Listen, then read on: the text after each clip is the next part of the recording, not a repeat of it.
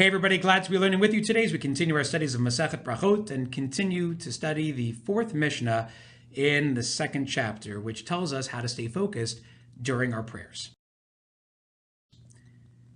So you'll recall that we've been spending a lot of time talking about Shema. That was pretty much the topic of the entire first parak, and it was also the topic of the first three Mishnayot in the second parak.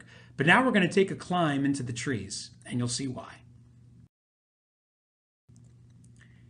Our Mishnah is describing a situation where workers are working atop a tree, and they were hired by someone to do an entire day job while they're up in the tree.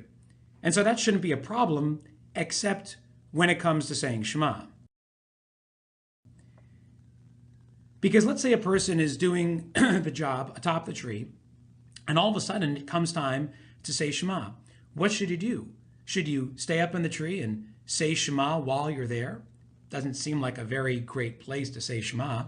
Or should you come down from the tree, say Shema while you're on the ground, but then have to deal with the lost time of not doing the job for the boss, so long as you're down on the ground saying Shema and then having to climb back up again? So our Mishnah presents the following situation. Ha'umanin korin berosh ha'ilan o berosh hanidbach.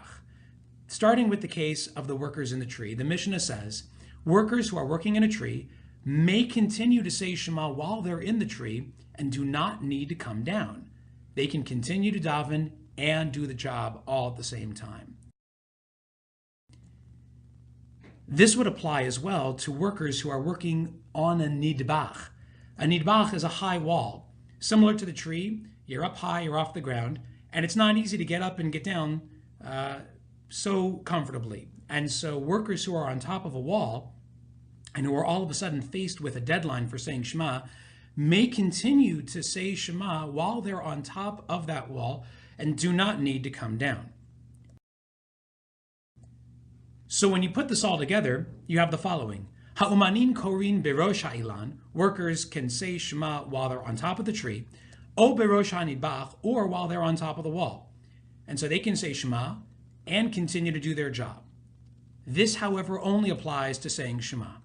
If the workers had to meet a deadline for saying Shemonah Esrei, the Mishnah says the following, Ma she'enan rishayin kain la'asot batfilah. They may not say Shemonah Esrei while they're in the tree or on the wall.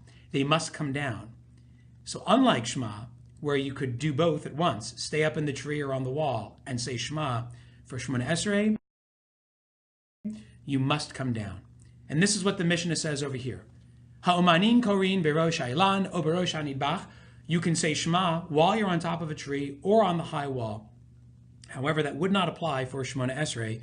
That would not be the case. You would have to come down before you say Shemonah Esrei, and you would have to lose time from the job in order to do this particular prayer. So in class, we're going to discuss the reasons for why this is. Why is it that when it comes to Shema, you're allowed to stay in the tree, but when it comes to Shemonah Esrei, workers must come down from the tree?